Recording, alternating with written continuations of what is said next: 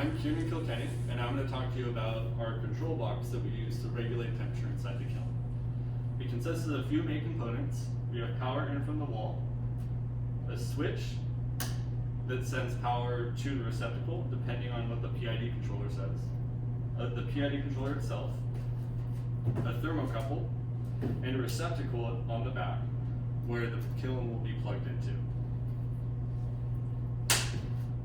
Once the box is plugged into the wall, the PID controller always receives power. This is so that you can read the current temperature of the kiln.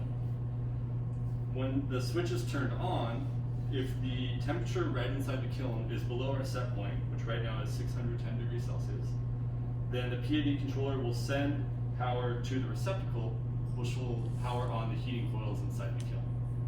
Let's take a look inside the box. Looking at the inside of our control box, this is the back of the PID controller. This is the back of our switch. Here's the back of our receptacle. And here's where power comes in from the wall. This is a solid state relay. And what the solid state relay does is act as an electrical switch. It's connected from the PID controller to the receptacle power. And when it reads that it's okay to send power based on the set point of the PID controller, it will then send power to the receptacle.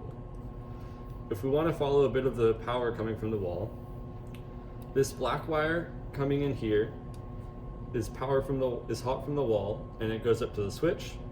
When the switch is turned on, we get power running to the solid state relay. Note that this small red wire here is connected to the PID controller, so the PID controller always gets power regardless of the state of the switch.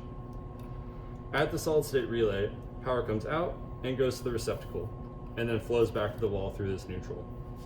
Another important thing to note is that our power from the wall, you can see this green wire, our switch, this red wire with the white heat shrink, and our receptacle, this black wire, these are all grounded to a common ground on the heat sink that the solid state relay is attached to. The last thing to note is our thermocouple gets attached to the PID controller so that it can read the temperature of the kiln.